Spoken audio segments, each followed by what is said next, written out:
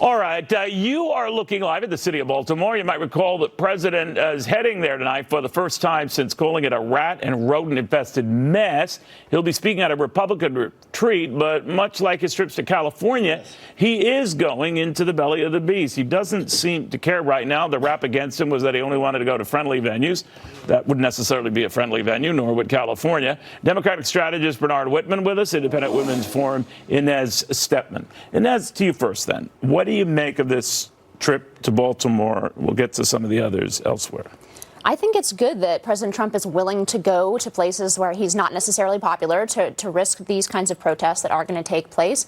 And I think it's especially good that even though this started with a typically Trumpian tweet that caused a lot of controversy, I definitely think it's a good thing for Republicans to actually get into the city policy game and actually start to call out the fact that Democrats have run 9 out of our 10 biggest cities, and a lot of them have a lot of serious problems. And I think it's time for Republicans to get into that policy game. Now, what do you think? Well, were that to be true, Neil, I mean, the fact is this whole thing is a bit of a charade. Why is he going there? He's going there to hobnob with the political insiders and the cultural elites that he constantly rails against during his rallies. Why is this he going? was prearranged before the comments. He's going to Baltimore to attend the annual GOP House retreat. He's going to California to attend a long-standing fundraiser where he's going to raise hundreds and hundreds of thousands of dollars. He's going there to suck up to the very cultural elites, coastal elites, political insiders that he rails against. And every single day he stokes a divide between his very partisan white working-class base and the very people that he's now sucking up to get support. Well, if he's going to these elite who are gathering there, many are from Baltimore, he's saying you're living in a rat-infested place, so he's getting them annoyed. Well, I mean, the fact is he doesn't really care.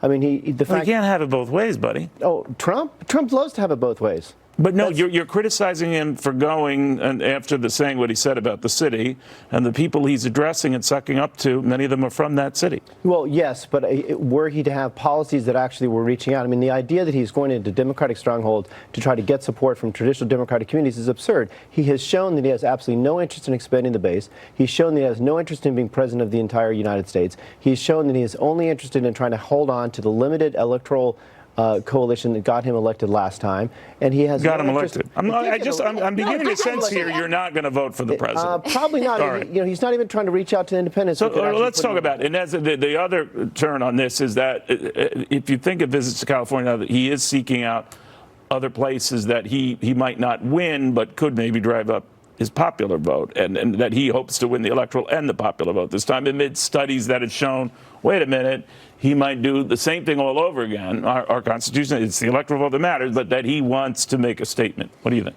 I mean, I think that's probably not the greatest strategy for the president on that. I think it's a good idea for other reasons. But, I mean, I think his presence, for example, in California is likely to drive the popular vote the other way and run up the vote totals in California. I'm from the Bay Area.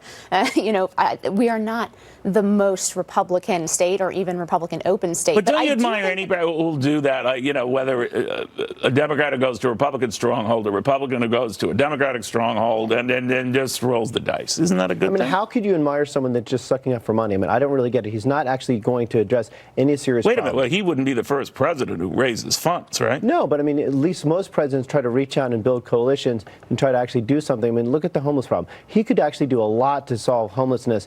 To begin, well, I know you don't flip over the guy, but look at the unemployment levels, look at the booming economy. I know you don't care about the stock market, but whether you like him or not, I mean, that is something he's done for those people in those areas, right? Well, I mean, the economy looks like it might be teetering on the edge of an abyss, and I think, honestly, I don't know about an abyss. I mean, would you argue it's a good economy right now? It is a decent economy. It could be a lot better. All right, but if it were awful, you would be blaming him, right? If it's good, you could might have a tip of the hat. The stock market's been like crazy like this because that's what the stock market is. I've covered it for decades. No, because he threatens these crazy tariffs with China. I mean, if he would get off his high horse and actually negotiate a trade deal, maybe the stock market would be significantly higher than it is. So when it was rising during Barack Obama, did you say the same?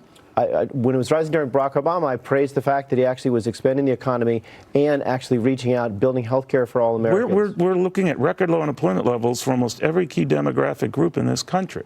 Let's hope that continues. He can't do anything right in your eyes, can he? All right. So what do you think of this? Look, I actually think this issue on homelessness that you brought up is an important issue for Republicans and Democrats to work together on. There's not a lot of actual evidence that Democratic mayors, I think it would be a great thing if, when the president tweeted about Baltimore and these protests but you do have to admit his language is coarse, right? Yes, when he says that kind of stuff, he alienates. Well, no, but the conversation that was started, but he trashed it mid-conversation, so he's got to watch that. I think that's just that, like, I think that calling out the reality of some of the problems in this city is a way to start a conversation. Now, it is the way that Trump likes to start conversations. But that's saying that about the entire city, and Baltimore is a beautiful city and has a great aquarium. I don't know if you've ever gone. Yes, I have. There's tons of things that Trump could actually do. He could reverse his plan to cut $300 billion from Medicaid, which is going to throw hundreds of thousands of people out on the street. He could reverse his plan to cut What do you mean it's going to throw hundreds of thousands of people because out on the street? if people rely on Medicaid for medication, they have to decide between rent and they have to decide between medication. So what it matter? Hundreds of thousands are going to be I think a lot of people are going to be jeopardized. And also, Neil. And you say he overstates. If it's Trump's fault, why does California have the highest homeless rates in the nation? Like, why with all of these left-wing policies, why do they have the highest unsheltered homeless rate in the nation? If it's Trump's fault, it should be the whole country. I think that's a fair point. They should have a right to shelter law. But also, he's recommending to cut the HUD budget by 20%. He's recommending to cut funding for a program that builds low-income housing. He's recommending to cut funding for federal rental assistance, which is going to jeopardize 250,000 people. He's recommending policies. Animals and children, I'm sure, hate him, right? Dogs. Dogs, cats, and children. Just dogs. All right, guys, thank you very, very much.